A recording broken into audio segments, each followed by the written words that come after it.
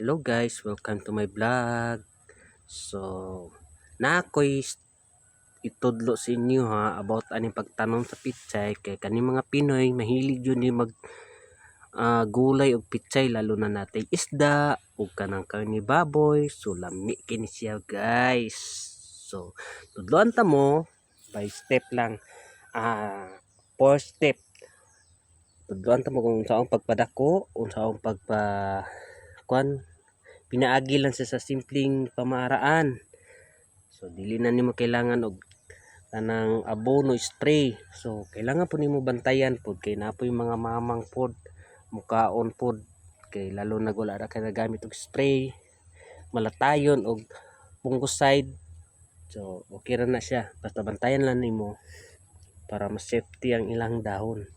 So una guys, mo ni siya guys. So imo na siya luyong. So butangan nimo og yuta gikan sa mga basurahan kanang dinauban.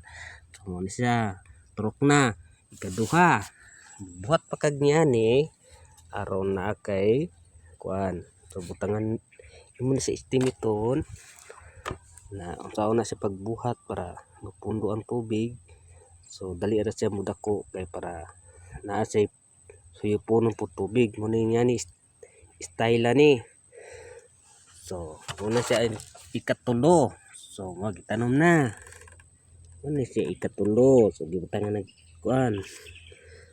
Pagdakuan na niya, butangan na po na nimo og tai sa kanding. So, hindi ka mag-ati-ati guys. Ayo pag-ati-ati jud kung farmer ka para tambok ang imuhang tinanom na gulay. Mo ni siya guys, abono na niya. Hindi kailangan butangan pa nimo unsa-unsa na abono. Simple lang na abono. So mo ni siya guys. First step, so mo ni siya guys. Pag human dako na siya guys, yani na naluyam ni kay nainitan ni siya. So wa pa man sa kaabot ang iyang tubig, iyang gamot diri mo na nagluyas siya, kailangan siya buwag tubig. So piti initan niya, gamay pa siya. Wa pa kaabot. So timaila na nanay ang gamot niya pero pa naabot ang iyang gamot sa tubig.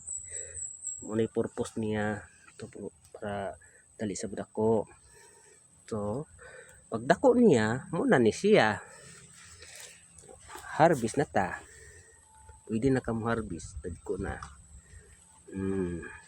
Muna siya kapwa na kayo. Gulay na ta. Kainan na. Harvest na.